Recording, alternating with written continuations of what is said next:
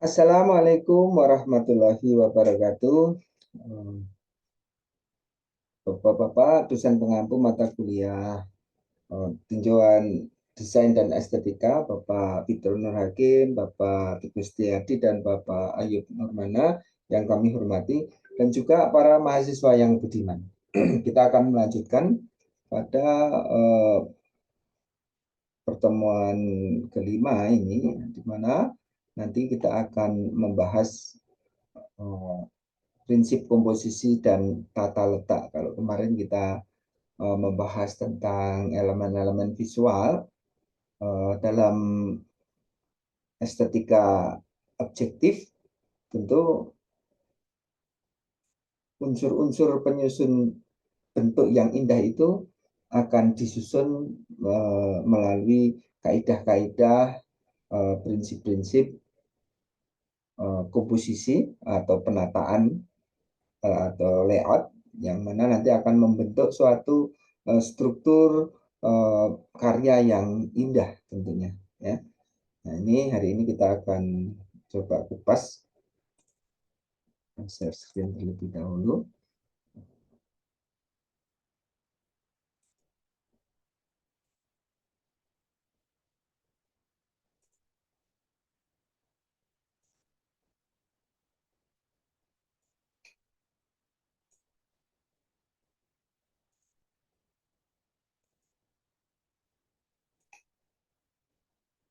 Jadi komposisi itu adalah fondasi dari setiap desain yang efektif ya. Jadi nanti ada 4 prinsip utama yang menentukan kualitas tata letak visual, di mana nanti bagaimana mengarahkan mata audiens sehingga membangun harmoni antar elemen ya.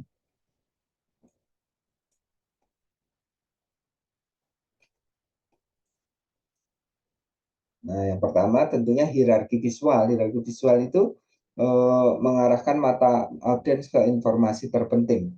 Jadi sebenarnya audiens itu melihat suatu karya desain itu eh, tidak secara acak, sebenarnya harus diarahkan untuk mendapatkan informasi yang sejelas-jelasnya secara runtut.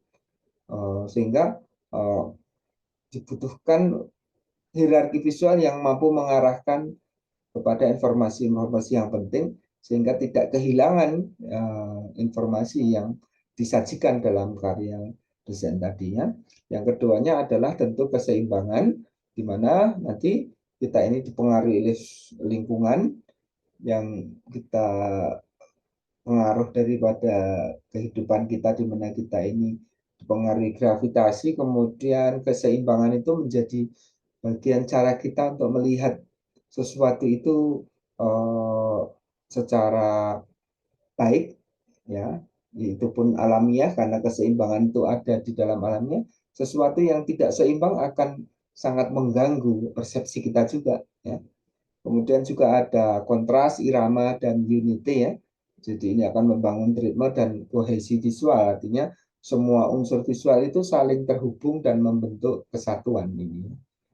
Di samping juga ada grid system. Jadi dalam meletakkan sesuatu dalam suatu elemen visual di dalam ruang komposisi atau dalam kertas yang akan disajikan elemen-elemen visual tadi, itu ada grid system ya, ada kerangkanya yang untuk menata uh, letak tadi ya, tata letaknya itu tadi ya. Nah, itu yang akan kita kaji hari ini ya. Nah, sekarang apa itu hierarki visual ya? Hierarki visual ini prinsip yang mengatur elemen desain berdasarkan tingkat kepentingannya.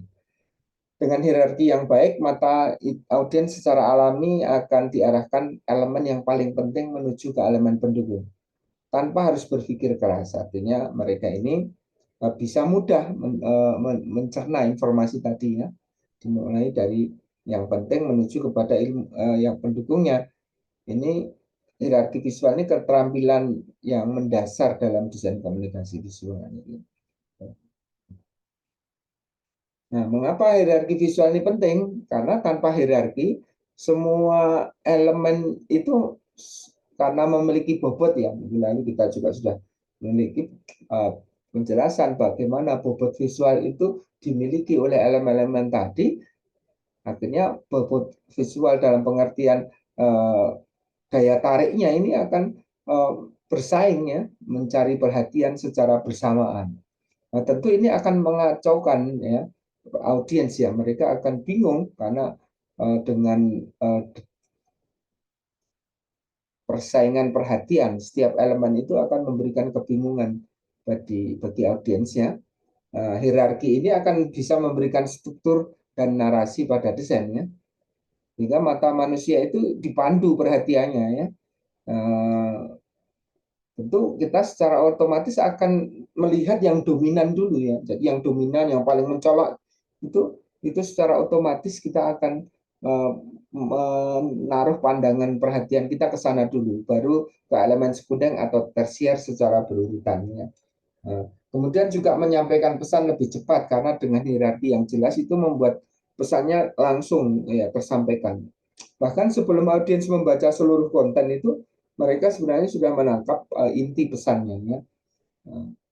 Kemudian juga meningkatkan keterbacaan dengan membedakan judul ataupun headline, subheadline ataupun body copy atau teks itu, audiens dapat menelusuri konten dengan mudah dan nyaman. Ini pentingnya hierarki visual ya. Nah, tentu agar bisa menciptakan hierarki visual itu tidak hanya soal ukuran fontnya, misalnya judul itu yang paling besar ukurannya, subheadline-nya agak kecil dikit, terus kemudian body copy-nya ya ukuran standar, misalnya 12 poin ataupun 14 poin, misalnya kalau untuk poster tergantung ukuran daripada kertasnya. Ya. Jadi ukuran atau skala ini menjadi alat dalam hierarki visual yang penting ya. Tentu elemen yang makin besar dia akan makin menarik perhatian ya. Jadi gunakan ukuran yang signifikan untuk membedakan tingkatan. Jadi jangan ya semacam apa namanya presentasi Pak Edi ini kan juga ada hierarki visual, baik dengan menggunakan ukuran itu kan judulnya lebih besar tentunya ya, judulnya itu alat hierarki visual ukurannya lebih besar daripada teks yang menjadi naskah daripada tampilan presentasi ini. Di samping juga warna, misalnya warna headline-nya ada warna orange, sementara subheadline-nya warnanya kuning. Nah, ini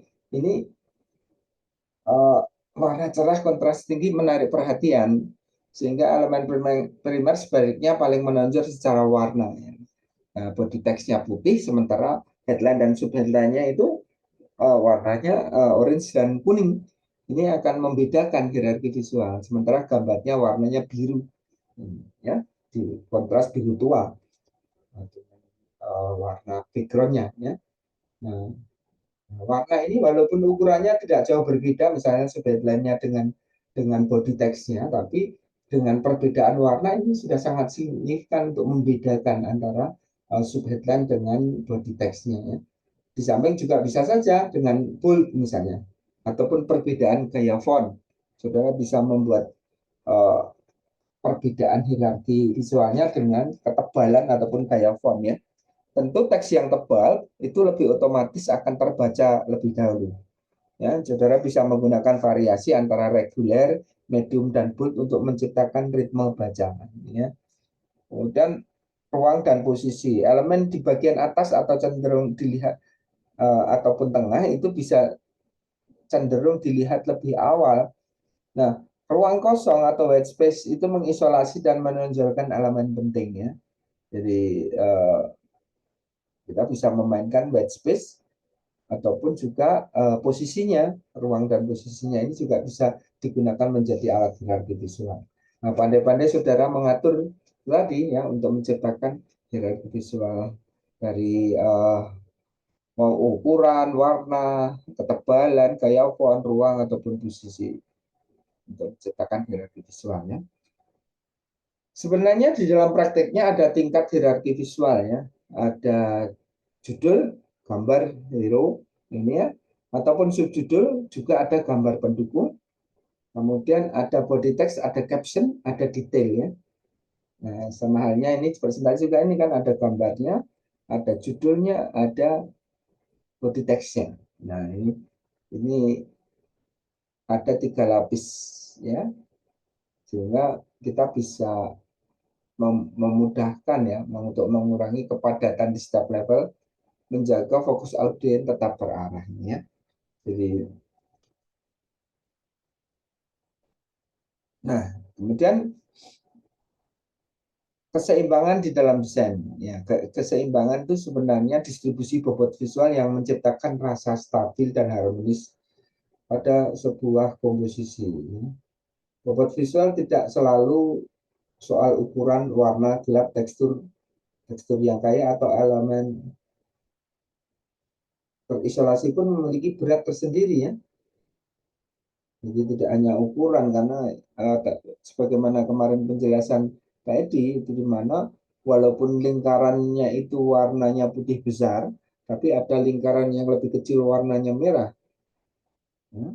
Itu untuk bobot visualnya bisa saja yang kecil itu lebih berat di dalam kontras yang apa namanya itu, kontras dengan background yang terang ya. Ini makanya tidak hanya persoalan ukuran ya, tapi juga warna, tekstur ya. Kita bisa membuat satu bobot visual dan mengukurnya agar agar memiliki keseimbangan ya, keseimbangan. Nah, di sini keseimbangan ini ada yang simetris, kanan kirinya sama, atau pencerminan ya, pencerminan kanan kiri merupakan bentuk pencerminan di sumbu tengahnya ya. Kesannya formal, stabil ya. Ini biasanya digunakan untuk desain institusional atau brand yang mewah. Sementara keseimbangan simetris ini ya, tidak identik namun tetap seimbang secara bobot visualnya. Juga keseimbangan radial ya, elemennya tersebar merata mengelilingi titik pusat seperti roda ataupun bunga ya. Jadi menciptakan kesan energi yang memancar pada satu titik, bisa digunakan dalam logo ataupun infografis misalnya ya. Nah, nah ini karakternya tentu berbeda, keseimbangan simetris dan asimetris ini ya. Simetris itu cenderung formal, asimetris itu dinamis, modern, kreatif ya, menarik. Ya. Nah ini biasanya kalau formal kan brand pemerintah misalnya, kalau yang uh, asimetris itu biasanya anak muda yang lebih menyukai.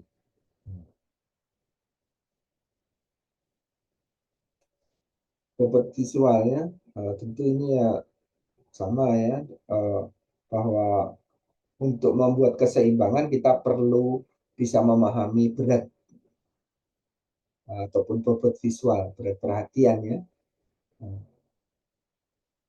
itu minggu lalu juga sudah kita jelaskan juga ya. Jadi warna warna gelap bisa jadi memiliki bobot visual lebih tinggi dibandingkan warna terang dan pucatnya. Ini tergantung daripada komposisinya nanti ya. Ya, juga ya. Isolasi, ada ruang kosongnya juga bisa di, di apa namanya dimainkan untuk menciptakan keseimbangan. Kemudian prinsip yang lainnya adalah kontras. Kontras ini adalah perbedaan yang mencolok antara dua atau lebih elemen dalam satu komposisi. Ya, ini adalah salah satu prinsip paling kuat di dalam desain. Tanpa kontras tidak ada hierarki, tidak ada fokus, dan tidak ada kehidupan dalam sebuah karya visual. Kontras bukan hanya persoalan hitam putih, tapi kontras bisa terjadi pada ukuran, ya, bentuk, warna, tekstur, hingga ritme. Kontras itu bisa dibangun bukan hanya persoalan apakah hitam hitam putih, tapi ya. Nah, contohnya di dalam background presentasi ini kan backgroundnya warnanya biru biru tua ya, kemudian dikontraskan dengan orange misalnya gitu, sehingga lebih menonjol, ataupun dengan warna putih untuk body text sehingga bisa lebih terbaca. Coba kalau yang tulisannya itu warnanya hitam, ya tentu malah tenggelam dengan apa namanya backgroundnya. Ya. Karena backgroundnya gelap, maka teksnya kita kasih warna putih. Kalau kertas backgroundnya terang, misalnya putih, ya teksnya tentu hitam. Ya, kalau ya,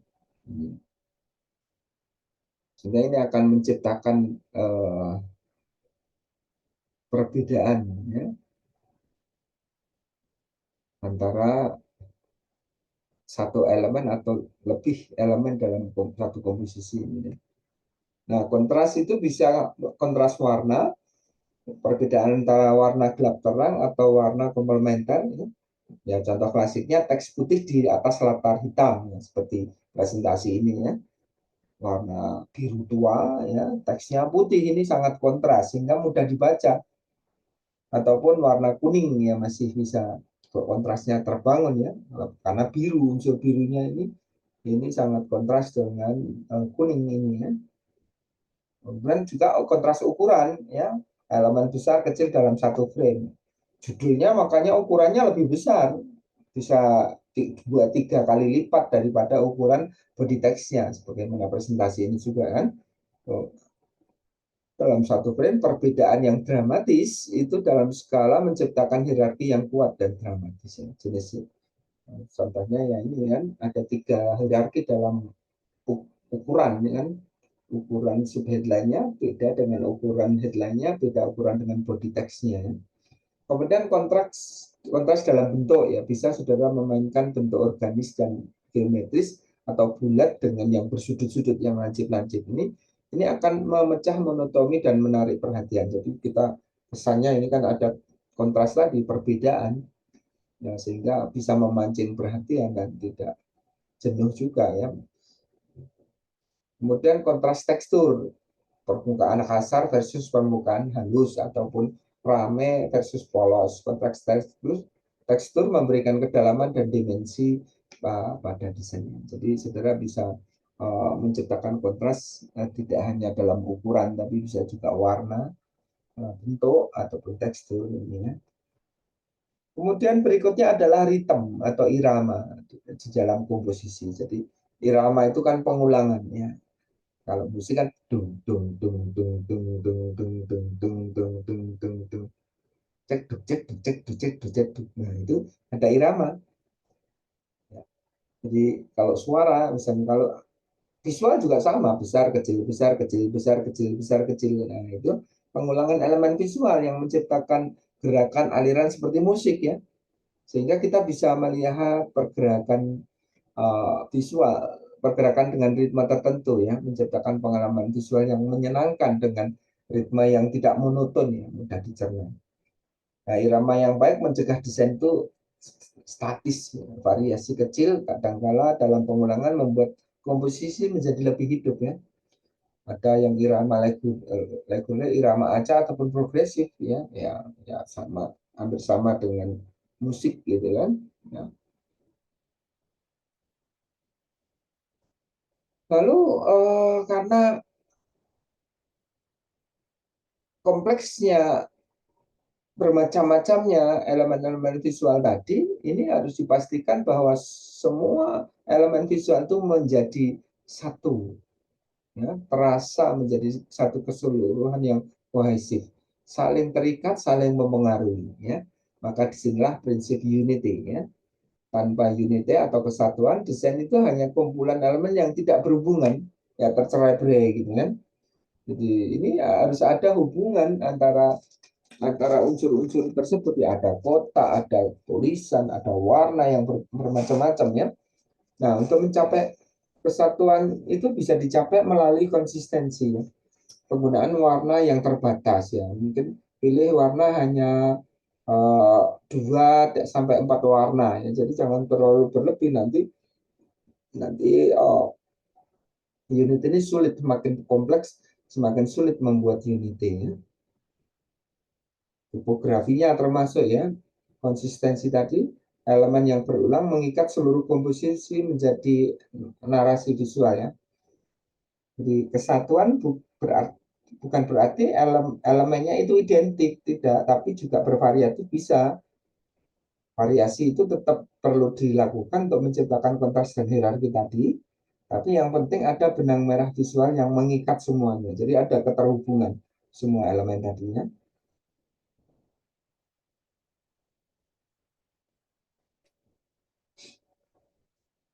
Nah, bagaimana hubungan antara kontras, irama, dan kesatuan? Tentu tiga prinsip tadi itu bekerja secara sinergis. Kontras itu menciptakan fokus, irama itu menciptakan pergerakan, sementara kesatuan itu menciptakan kohesi. Ya. Hubungan saling terikat, ya, saling mempengaruhi. Ya.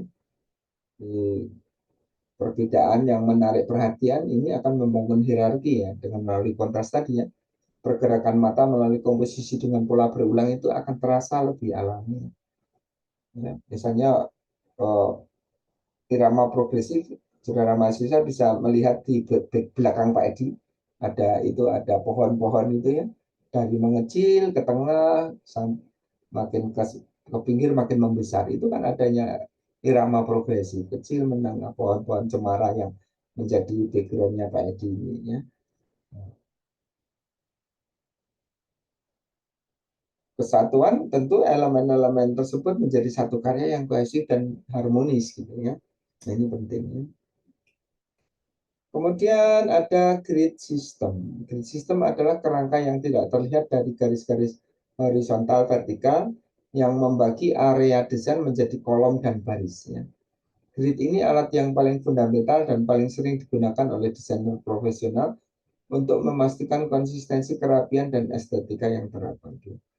Jadi seolah-olah di dalam apa namanya kertas itu ada dibagi atau misalnya sebagai satu contoh misalnya ya kalau kita bangunan ini kan itu ada ilustrasinya sebuah bangunannya sebuah rumah itu denah rumah ya itu dibagi menjadi garis-garis yang bisa ditempatkan mana ruang tamu ruang uh, itu seberapa besar ukurannya. Nah, itu layout juga demikian. Ada garis-garis horizontal vertikal yang membagi area desain menjadi kolom dan baris ya.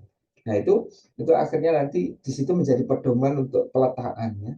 Jadi grid sistemnya untuk memandu kerapian, konsistensi dan estetika yang terpadu. Jadi grid system itu digunakan untuk memastikan semua elemen ditempatkan pada posisi yang konsisten di dalam seluruh halaman tadi ya. Nah, kalau kita lihat di presentasi Pak Edi ini kan ada bagian atasnya, headline-nya, ada bagian bawahnya, ada bagian tengahnya. Ya, ya untuk bagian atasnya ada logo Universitas Telkom. Nah, ini ditempatkan judul di situ. Kita konsisten menempelkan judulnya di atas. Kemudian di tengahnya ada uh, apa namanya konten materi isinya. Ya, bagian headline bawahnya adalah identitas. Di situ ada nama Pak Edi ataupun ada gambar Pak Edi. Nah, di situ kan ada seolah-olah ini dibagi menjadi tiga bagian atas, tengah, bawah. Nah, ini gridnya semacam itu. Atau bisa saja kanan kirinya dibagi dua. Misalnya kan begitu. Nah, ini, sehingga nanti ketika konsistensi dilakukan, semua elemen itu ditempatkan pada posisi yang konsisten di seluruh halaman ataupun dokumennya. Ini grid sistemnya memandu semacam itu. Kemudian efisiensi. Akhirnya keputusan penempatan elemen itu akan menjadi lebih cepat karena ada panduan yang jelas ya. Estetikanya akan menciptakan harmoni visual yang membuat desain terasa rapi, teratur dan profesional. Ya. Nah, waktu membuat uh, komposisi di presentasi ini ya itu Pak digunakan ya tapi akhirnya karena layoutnya kurang bagus ya kita ubah secara manual akhirnya ya kita sesuaikan dengan pertimbangan prinsip-prinsip uh, kontras kemudian tadi ya grid sistemnya bagaimana itu kita atur supaya layoutnya lebih terasa rapi terasa teratur profesional ya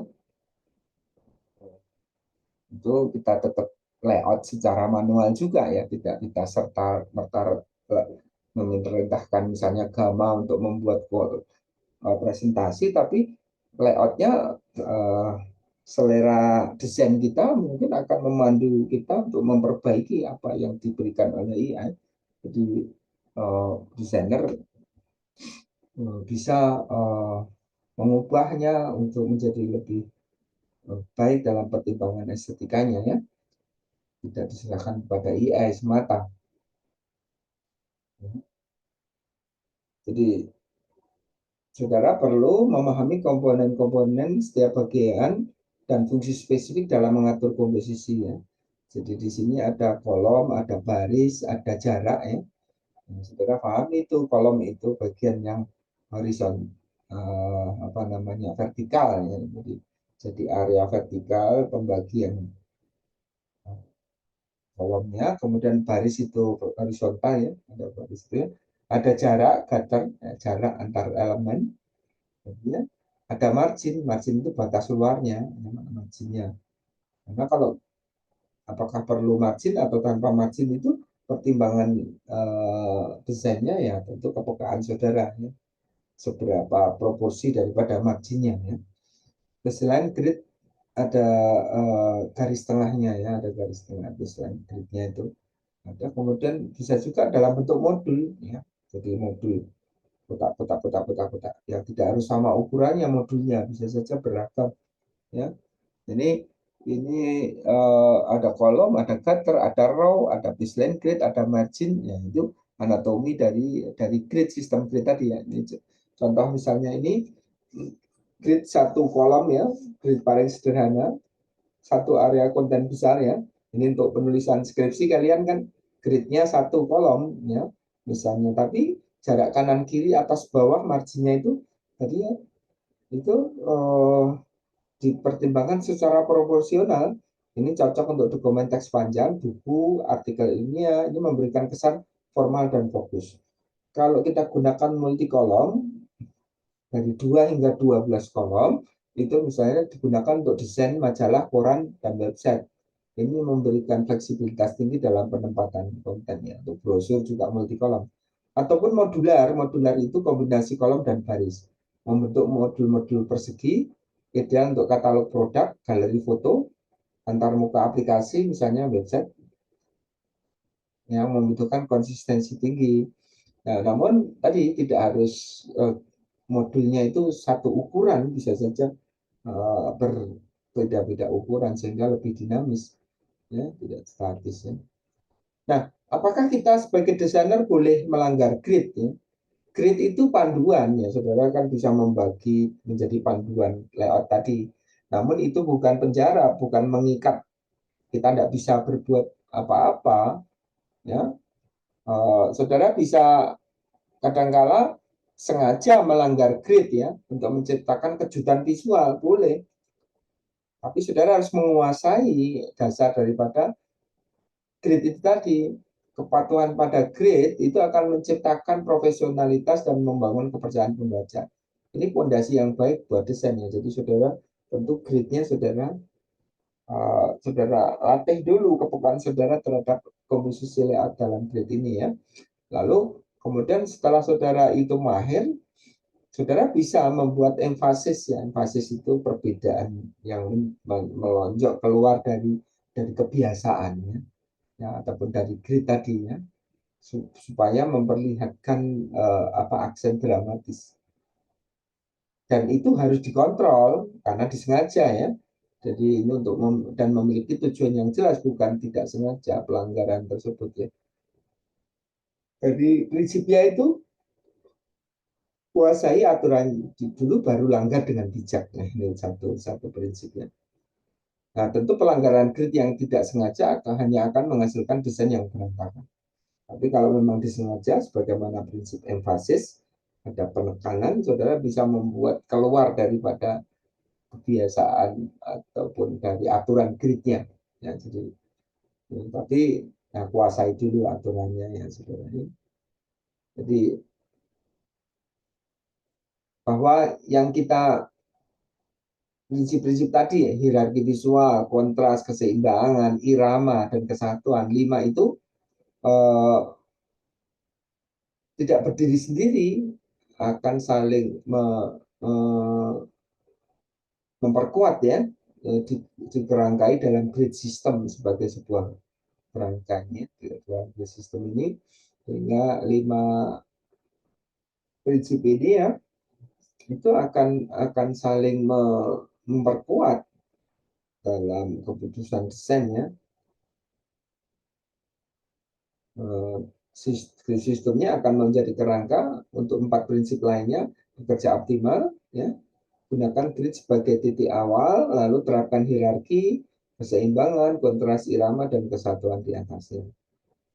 Hierarki visual mengarahkan perhatian utama, kontrasnya menciptakan fokus dan energi, keseimbangan menstabilkan tata letak, irama dan kesatuan menggerakkan mata dan menyatukan elemen.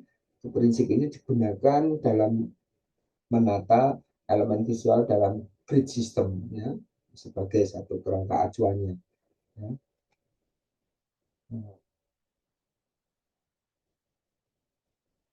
Nah, saudara bisa latihan ya, artinya saudara bisa melihat sampul majalah, website ya. Kemudian saudara bisa melihat elemen-elemennya, bagaimana prinsip-prinsip yang tadi sudah kita pelajari itu diterapkan di dalam nyata ya.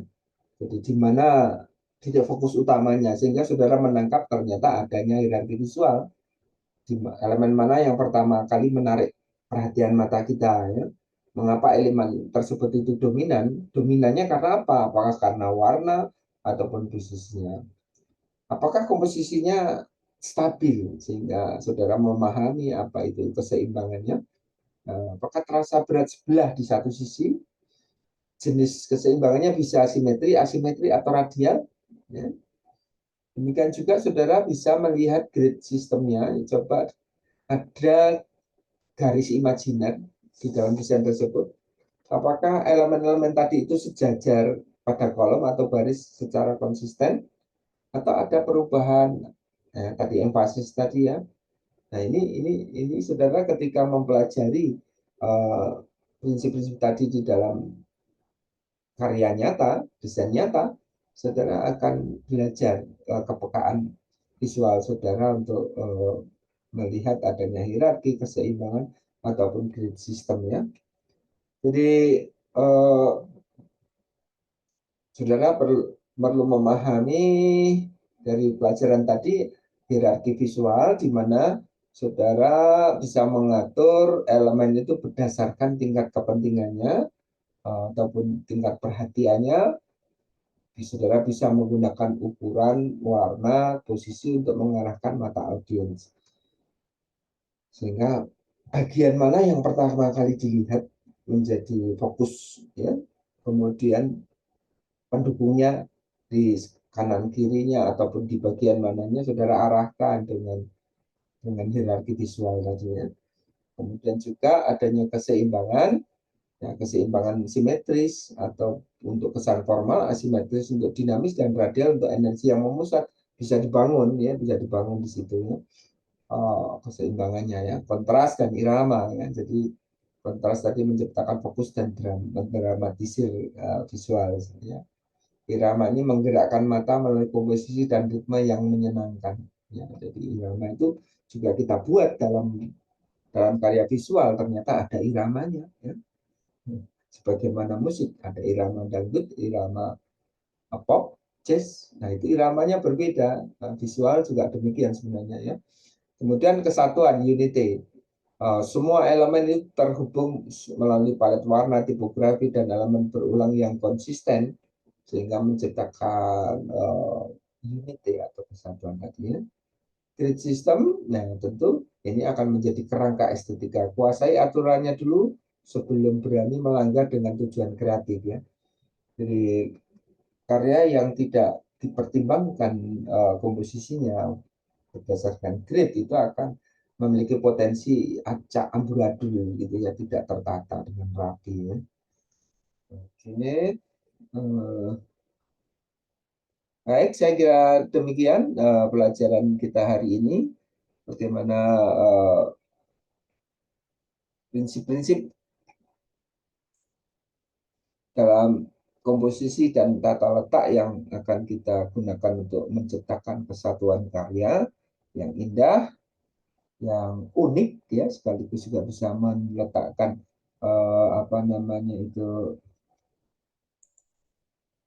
keunikan ya, ataupun menciptakan